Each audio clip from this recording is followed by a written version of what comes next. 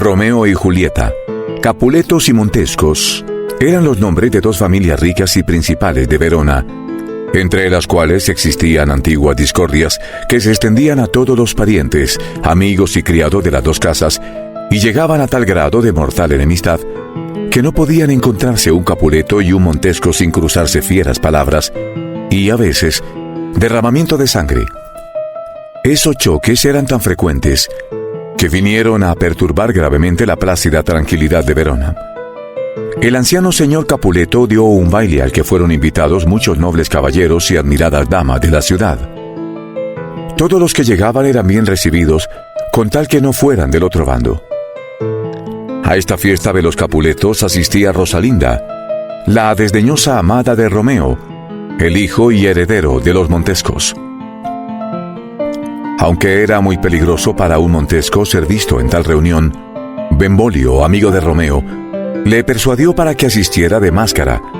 Así podría ver a su Rosalinda y compararla con otras damas, las cuales le harían pensar que su adorada Rosalinda no era perfecta. Poca fe tenía Romeo en las palabras de Benvolio, mas por amor a Rosalinda se dejó persuadir y allá fue. Era Romeo un sincero y apasionado amante, de tal modo que por amor perdió el sueño y huía de la sociedad para pensar a solas en su Rosalinda, mientras ella, por su parte, le desdeñaba y no correspondía a su amor con la más leve señal de afecto o cortesía. Por esto deseaba Benvolio curar de este amor a su amigo, haciéndole ver mucha gente y a muchas damas. Fueron pues a la fiesta de los Capuletos, Romeo y Benvolio con su amigo Mercucio, los tres de máscara. Los recibió amablemente el señor Capuleto y les aseguró que disfrutarían de la velada bailando con alguna de las damas invitadas.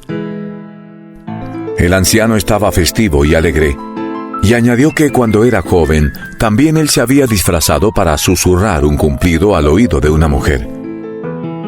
Mientras bailaban, Romeo quedó súbitamente asombrado de la soberana hermosura de una invitada, cuya belleza podía fulgurar en la noche como una rica joya resplandeciente. Era una joven demasiado angelical para andar por la tierra, y le pareció entre las otras mujeres como una blanca paloma entre cuervos. Como Romeo hacía esas alabanzas en voz alta, fue oído por Tibaldo, sobrino de los Capuletos, el cual reconoció por el timbre de su voz. Tibaldo, con su iracundo y feroz temperamento, no pudo sufrir con paciencia que un Montesco, aún bajo máscara, viniese a hacer burla y desprecio de sus fiestas. Rabió y tronó y quiso dar una paliza a Romeo hasta dejarle muerto. Pero su tío, el anciano señor Capuleto, le refrenó vivamente en aquel momento, ya por respeto a sus huéspedes, ya porque Romeo se había portado como un perfecto caballero y toda Verona se hacía lenguas de sus buenas prendas.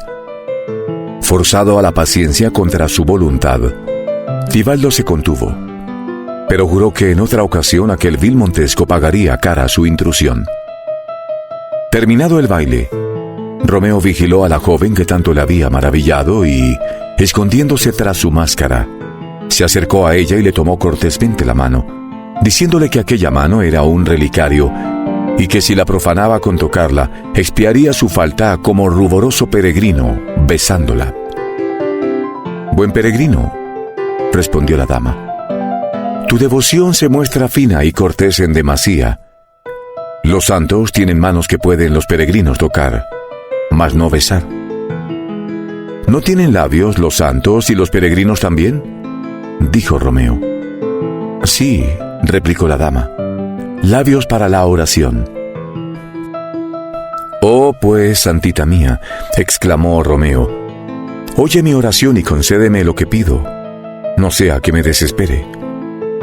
En esas alusiones y requiebros de amor estaban enredados cuando la dama fue llamada por su madre.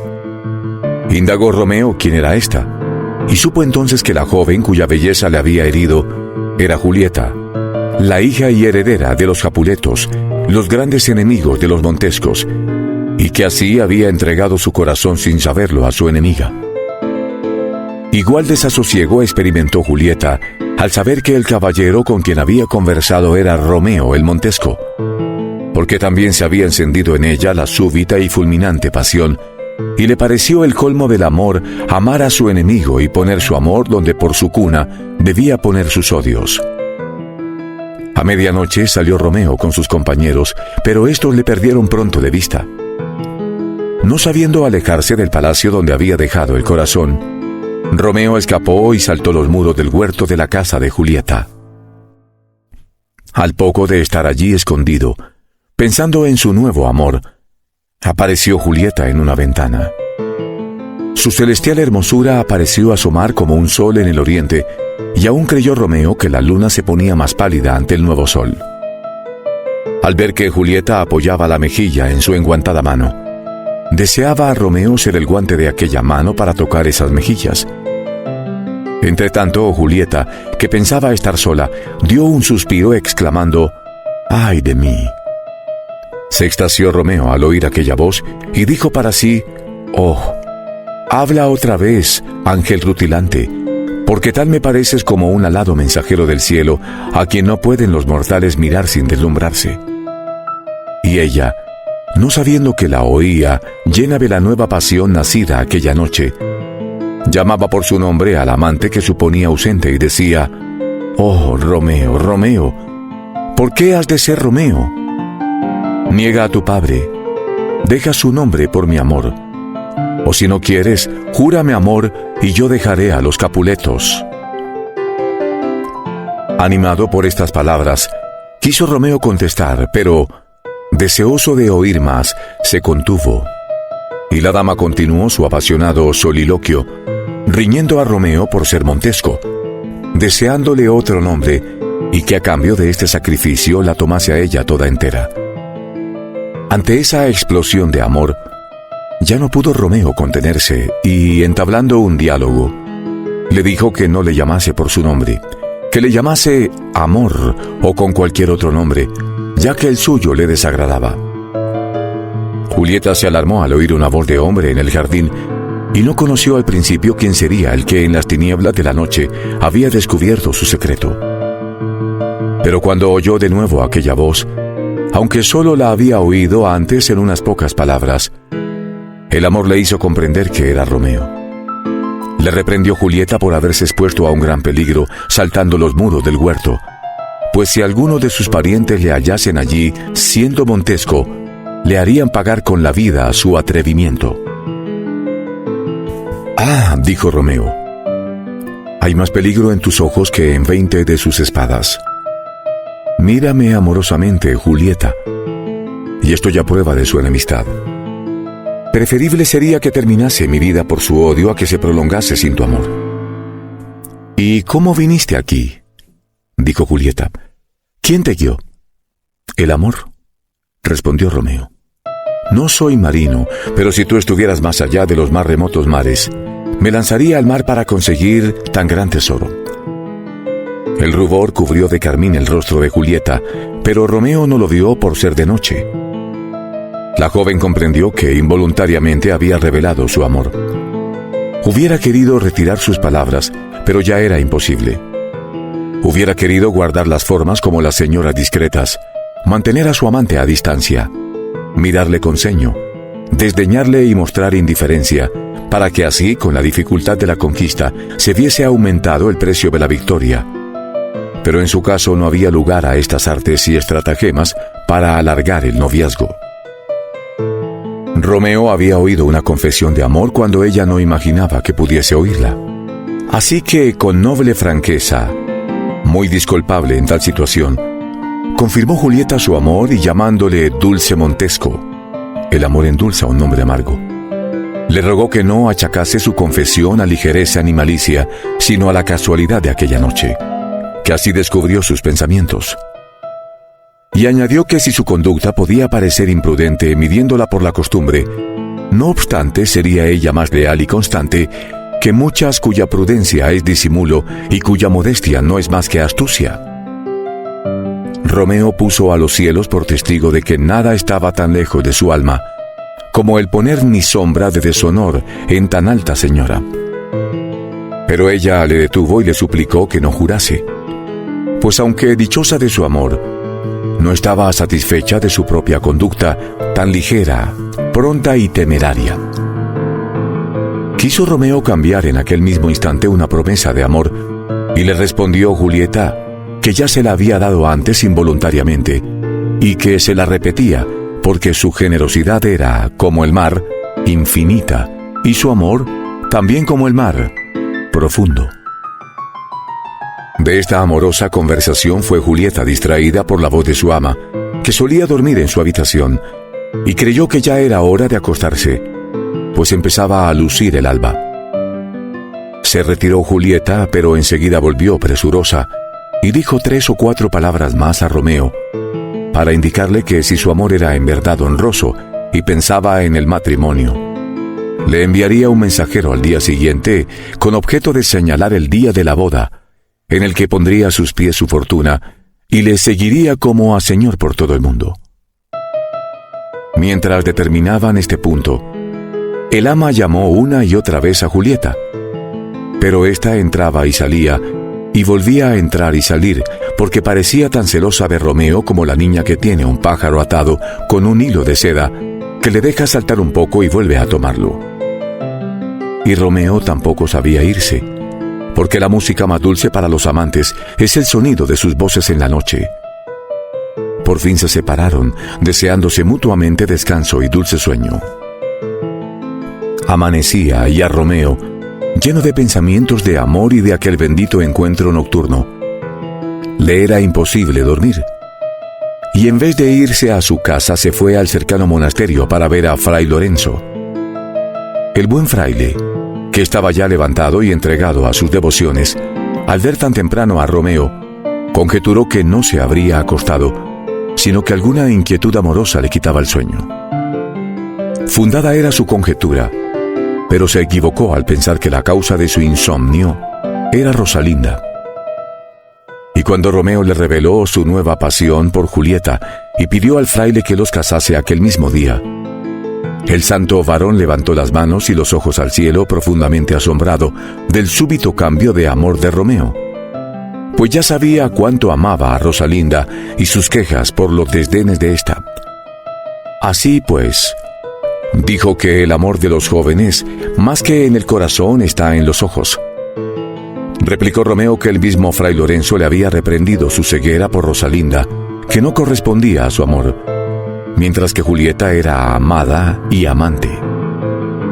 Comprendió el fraile estas razones y, creyendo que la alianza matrimonial de Julieta y Romeo podría terminar las prolongadas discordias de Capuletos y Montescos, cosa que nadie lamentaba tanto como él, amigo de ambas familias, movido en parte por el amor a la concordia y en parte por su cariño al joven, consintió en bendecir la unión de la enamorada pareja. Romeo se sintió feliz. Julieta, que recibió la buena nueva por el mensajero enviado según su promesa, acudió temprano a la celda de Fray Lorenzo, y allí celebraron el santo matrimonio, rogando el fraile al cielo que mostrara sobre aquel acto la más dulce sonrisa, y que en la unión de aquellos jóvenes quedasen enterradas las disensiones y luchas de Capuletos y Montescos. Terminada la ceremonia, Julieta se fue a su casa y esperó impaciente la noche en que Romeo volvería al huerto como en la anterior. Le pareció el día interminable y fastidioso, como el niño que espera a mañana para estrenar un vestido nuevo. Aquel mismo día, a primeras horas de la tarde, Benvolio y Mercucio paseaban por las calles de Verona y toparon con Tibaldo a la cabeza de algunos Capuletos. Este era el mismo irascible Tibaldo que quiso pelear con Romeo la noche anterior en el baile. Viendo a Mercucio, Tibaldo le acusó ásperamente de asociarse con Romeo el Montesco. Mercucio, que tenía la sangre tan joven y ardiente como Tibaldo, replicó vivamente a la acusación. Y a pesar de cuanto dijo Benvolio para apaciguar los ánimos, empezaba la riña, cuando Tibaldo vio a Romeo que pasaba, y le lanzó al rostro el nombre de villano. Quería Romeo evitar riñas con Tibaldo por ser primo de Julieta y muy estimado de ella. Además, el joven Montesco no se había inmiscuido mucho en la discordia de familia. Era prudente y de apacible carácter, y el nombre de Capuleto, el de su señora, era ya para él un hechizo de paz más que un incentivo de furia. Así procuró parlamentar con Tibaldo. Le saludó dulcemente con el nombre de Buen Capuleto, como si él, aunque Montesco, sintiera un secreto placer en pronunciar aquella palabra. Pero Tibaldo, que odiaba a los Montescos, no quiso escuchar razones y sacó el arma. Mercucio, que ignoraba el motivo que tenía Romeo para desear la paz y consideraba su paciencia como indigna sumisión, incitó a Tibaldo con duras palabras a proseguir la lucha. Lucharon, pues, Mercucio y Tibaldo, y a pesar de cuanto hicieron Romeo y Benvolio para contener a los combatientes, siguieron estos furiosos hasta que Mercucio cayó muerto. Perdió entonces Romeo la calma, devolvió a Tibaldo el nombre de villano y riñeron a su vez hasta que Romeo mató a Tibaldo. La noticia de este mortal combate en las calles al mediodía se esparció al momento por todo Verona y atrajo multitud de ciudadanos, entre ellos a los señores Capuleto y Montesco y a sus señoras. Llegó luego el príncipe, el cual, siendo pariente de Mercucio, el muerto por Tibaldo, y cansado ya de tantas discordias, estaba resuelto a cumplir estrictamente la ley contra los delincuentes. Ordenó pues a Benvolio, como testigo ocular, que refiriese el origen del conflicto, y obedeció a aquel contando la verdad, excusando a Romeo y a sus amigos.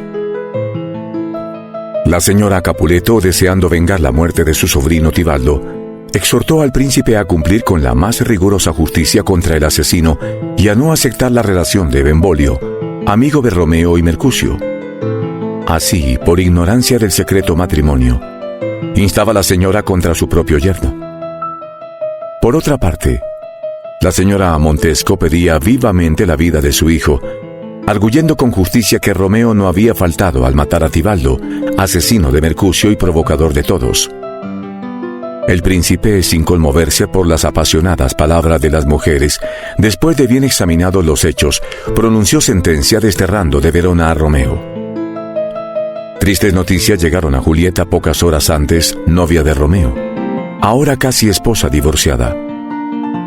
Al principio pensó mal de Romeo, que había matado a su querido primo, y le llamaba hermoso tirano, angélico demonio, paloma cuervo, cordero con garras de lobo, corazón de serpiente con cara de flores, y otros nombres igualmente extravagantes que denotaban sus luchas entre el amor y el resentimiento.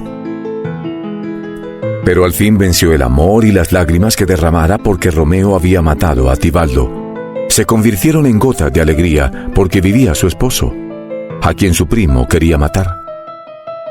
Vinieron después nuevas lágrimas, y éstas ya solo eran por el destierro de Romeo. Después de la lucha, Romeo se refugió en la celda de Fray Lorenzo, donde recibió aviso de la sentencia del príncipe, sentencia que le pareció más terrible que la muerte. Se figuraba que para él no había más mundo fuera de los muros de Verona, ni más vida fuera de la vista de Julieta. Donde estaba Julieta, allí estaba el cielo, y todo lo demás era purgatorio y tormento. El buen fraile quería aplicar el consuelo de la filosofía a sus dolores, pero aquel frenético joven no quería oírle, sino que, como loco, se tiraba de los cabellos y se revolcaba por tierra para tomar, según decía, la medida de su sepulcro. Un mensaje de su esposa amada calmó un tanto su desesperación, y el fraile aprovechó la ocasión para reprenderle por su debilidad tan poco varonil. Había matado a Tibaldo, pero iba también a matarse a sí mismo y a matar a su dulce señora, que solo vivía por su vida. El hombre, decía Fray Lorenzo, no es sino un montón de polvo si le falta valor para sostenerse. La ley había sido blanda para con él, ya que en vez de la pena de muerte en que había incurrido, solamente le imponía el destierro. Había matado a Tibaldo, pero éste quería y podía haberle matado a él. Esto era una buena suerte. Julieta vivía y contra toda esperanza era su esposa. Esto era una felicidad. Todos estos razonamientos los desechaba Romeo, portándose como una niña mimada y revoltosa. Y el fraile hubo de reprenderle diciéndole que fuese con cuidado, pues los que se entregan a la desesperación suelen morir miserablemente. Cuando Romeo se hubo calmado un poco, le aconsejó el fraile que fuese aquella noche a despedirse en secreto de Julieta y que luego se fuera inmediatamente a Mantua, donde residiría hasta que él hallase ocasión de hacer público su matrimonio, lo cual podría ser un medio de reconciliar a las familias Y entonces no dudaba que el príncipe concedería el indulto y Romeo podría volver con un gozo 20 veces mayor que el dolor presente. Romeo se convenció por estos consejos del fraile y se despidió para ir a ver a su señora, proponiéndose estar con ella toda la tarde y partir para Mantua al rayar el alba. El fraile le prometió que allí le mandaría cartas de cuando en cuando para que supiera el estado de cosas en Verona. Pasó la noche Romeo con su querida esposa, pudiendo entrar secretamente en su aposento desde el huerto en que habían conversado la noche anterior. Fue una noche de alegría y delicias, pero los placeres de esa noche de amor estaban mezclados de tristeza y amargura por la tragedia del día anterior y por el destierro del siguiente. Les pareció que la aurora venía demasiado pronto, y cuando Julieta oyó el canto matutino de la alondra, quiso persuadirse de que era el canto del ruiseñor en la noche. Pero en verdad era la alondra quien cantaba, y a Julieta le pareció que su canto era desagradable y discordante. Los primeros resplandores del día aparecieron también por el oriente, y todo indicaba a los amantes que ya era la hora de partir y separarse. Se despidió Romeo con el corazón dolorido, prometiendo escribir a Julieta desde Mantua cada hora del día. Cuando hubo ya bajado por la ventana al jardín, le miró Julieta, y en aquel triste y fatal momento le pareció verle muerto en el fondo de una tumba. Iguales pensamientos tuvo Romeo, pero se vio forzado a desecharlos y a partir presurosamente, porque le esperaba la muerte si le encontraban después de amanecer por las calles de Verona.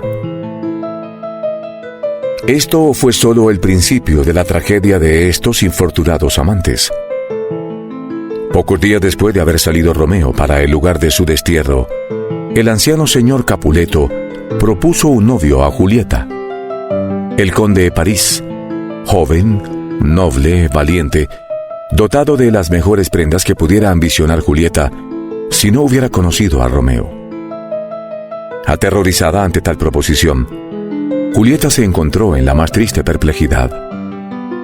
Alegó que aún era muy joven para el matrimonio, que estaba de luto por la reciente muerte de Tibaldo, la cual no le dejaba humor para recibir al novio con alegría, y que hasta parecía indecoroso en la familia celebrar una boda cuando aún no habían terminado los funerales. Alegó contra el matrimonio todos los motivos que pudo menos el mayor, el de estar ya casada. Pero el señor Capuleto se hizo el sordo a todas las excusas y de forma autoritaria mandó a su hija que se preparase, porque al jueves siguiente se casaría con el conde París. Habiéndole hallado un marido rico, joven, noble, tal que podría aceptarle con gusto la más orgullosa doncella de Verona, no podía soportar el padre que por timidez, como suponía, pusiera ella obstáculos a su buena fortuna. En esta situación, Julieta acudió al fraile amigo, siempre su consejero en la desgracia. Le preguntó Fray Lorenzo si tendría bastante valor para adoptar un remedio desesperado, y respondiendo ella que antes bajaría viva al sepulcro que casarse con París, viviendo su querido esposo, le aconsejó el fraile que se fuese a su casa, se mostrase alegre y diera su consentimiento al nuevo matrimonio, según deseo de su padre, y en la noche siguiente, la anterior al matrimonio, que se bebiera el contenido de un frasco que le entregó. Aquello la haría dormir profundamente, con todas las apariencias de la muerte, durante 42 horas. Cuando el novio fuera por ella a la mañana, la hallaría muerta, y entonces la llevarían descubierta en el féretro, según costumbre del país, para enterrarla en el panteón de la familia. Si pudiese vencer el miedo y consentir en esta terrible prueba, a las 42 horas exactas, después de bebido el líquido, se despertaría como de un sueño. Entretanto, él habría avisado a Romeo, el cual vendría y se la llevaría consigo a Mantua durante la noche. El amor por un lado, y el miedo a casarse con París por otro, dieron a Julieta el ánimo para someterse a tan terrible aventura. Así, tomó el frasco y prometió al fraile que seguiría sus indicaciones. Al salir del monasterio encontró al joven conde París y con modesto disimulo le prometió que sería su esposa. Alegres nuevas fueron estas para el señor Capuleto y su mujer, y el anciano pareció rejuvenecer ya que Julieta aceptaba al conde París.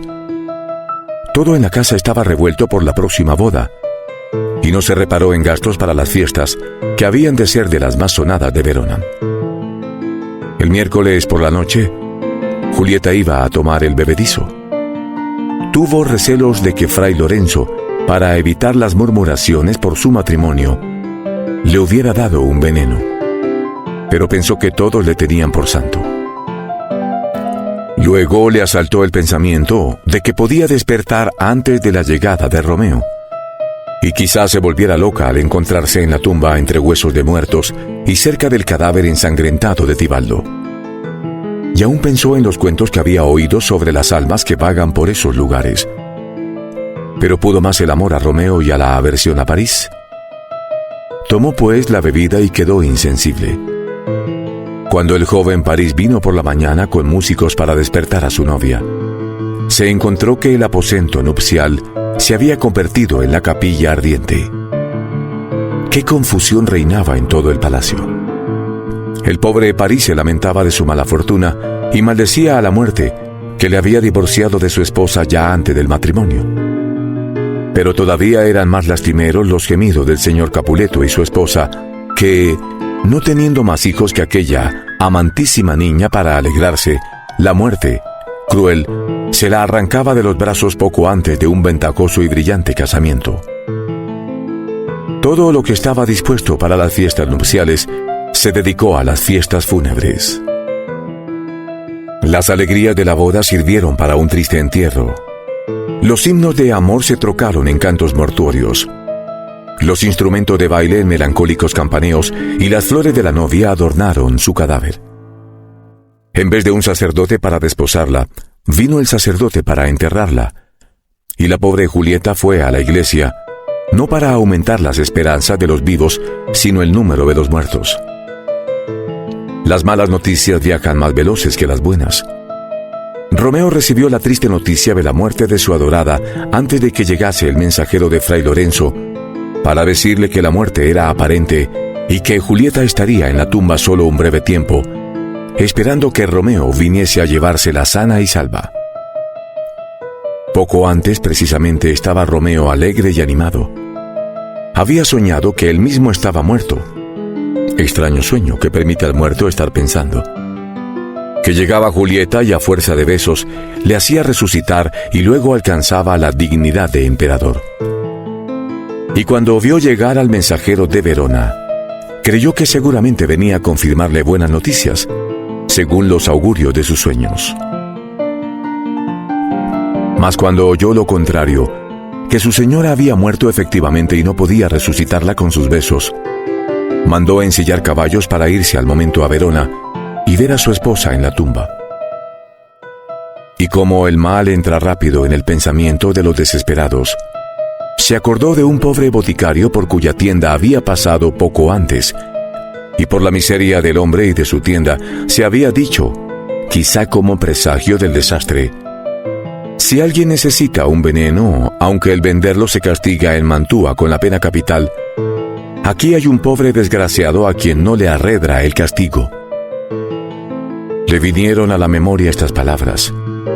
Se fue a la botica y, vencidos algunos escrúpulos, ofreciendo un oro al que la pobreza no podía resistir, Romeo obtuvo un veneno que, una vez tomado, le enviaría pronto al otro mundo, aunque tuviese el vigor de 20 vidas.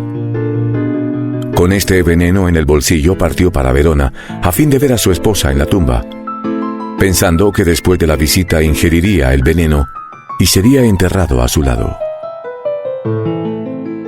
Llegó a Verona a medianoche y se fue al cementerio, en cuyo centro estaba situado el antiguo panteón de los Capuletos. Se había provisto de una luz, de un asadón y de otros instrumentos, y procedía a forzar la tumba cuando fue interrumpido por una voz que, con el insulto de vil Montesco, le mandaba desistir de aquella profanación. La voz era del conde París, que a tal hora de la noche había ido a la tumba de Julieta para esparcir flores y lágrimas. Ignoraba París qué interés tenía Romeo en la muerta. Pero sabiendo que era Montesco y suponiéndole enemigo jurado de los Capuletos, creyó que iba de noche para profanar a sus muertos. Por esto, en tono airado, le mandó desistir, y aún quería detenerle como criminal condenado por las leyes de Verona si se le encontraba dentro de la ciudad. Romeo instó a París a que le dejase y le aconsejó por el lado de Tibaldo, allí muerto, que no provocase su ira y le pusiera otro pecado en la conciencia forzándole a matarle. Pero el conde menospreció el consejo y sujetó a Romeo para prenderle como un criminal. Resistió Romeo, lucharon y París cayó muerto.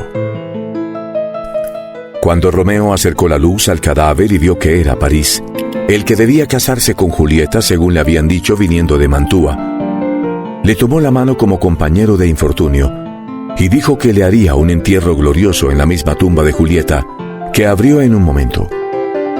Allí vio a su adorada tan fresca aún, que parecía como si la muerte no tuviese valor para alterar su incomparable hermosura, o como si el monstruo de la muerte estuviese enamorado de ella y la conservase para sus delicias.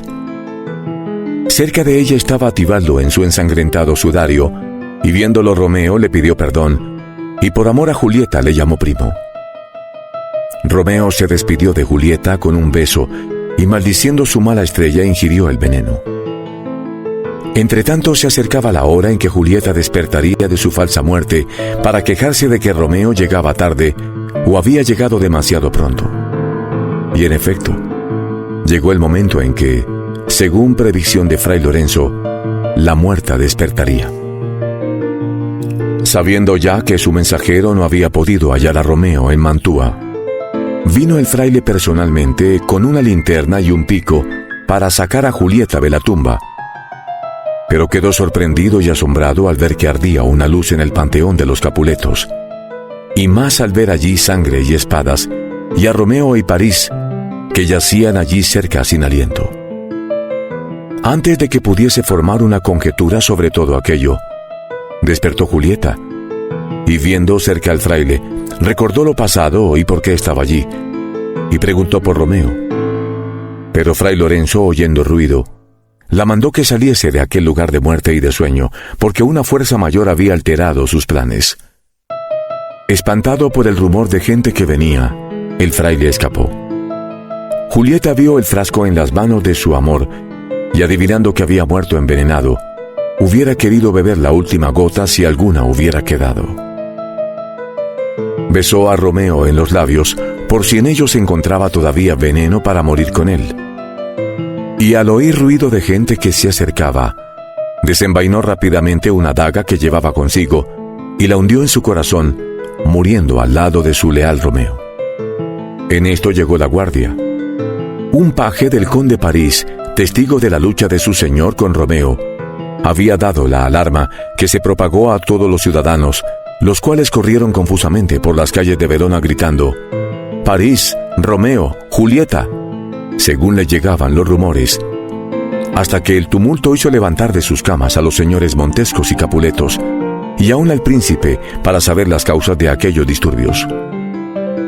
Fray Lorenzo había sido preso por la guardia al salir del cementerio, pues el pobre temblaba, suspiraba y lloraba de manera sospechosa.